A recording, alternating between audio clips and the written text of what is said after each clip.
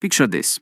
Thousands of years ago, a primitive human is sitting in the pitch-black darkness of a prehistoric jungle. The only light comes from a recent wildfire smoldering nearby. This human notices a peculiar wild shrub catching fire, releasing a thick, distinct smoke. For the very first time, they lean in and inhale that smoke. Within seconds, a strange, profound chemical rush hits their brain. This wasn't just ordinary smoke.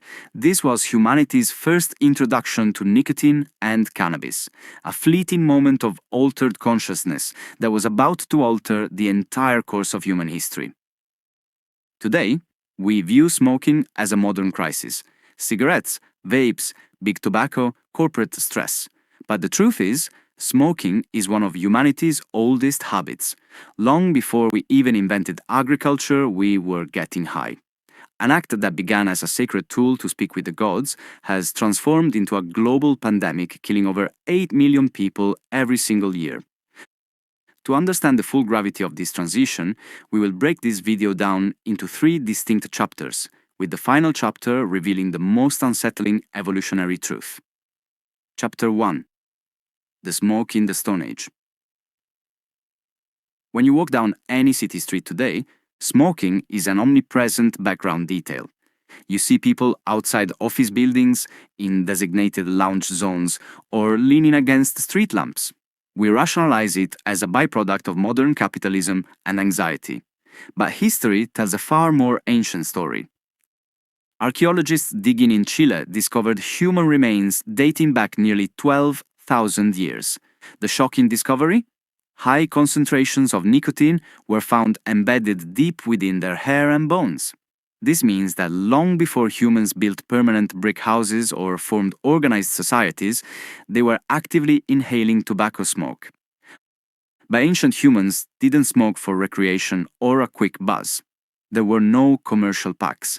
Instead, hunter-gatherers threw specific psychoactive plants onto open fires during shamanic rituals.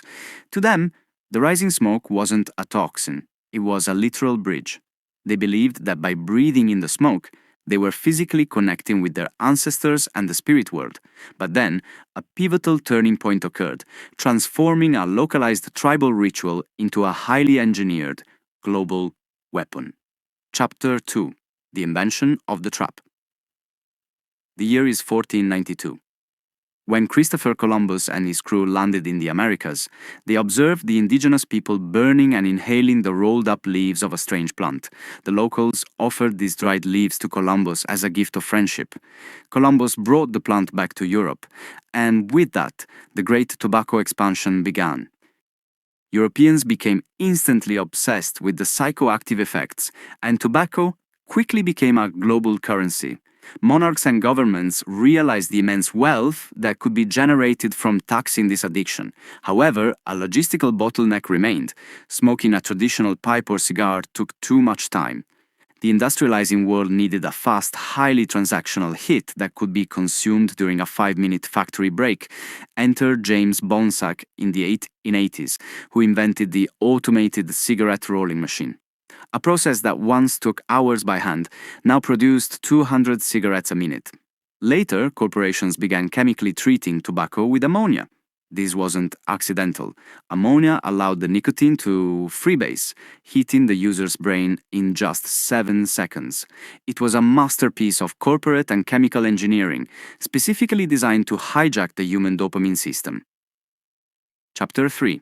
The Evolutionary Backfire. This brings us to the most unsettling reality of our relationship with smoke. Ancient humans initially utilized these plants for pain relief, endurance, and deep focus. They viewed it strictly as a potent medicine.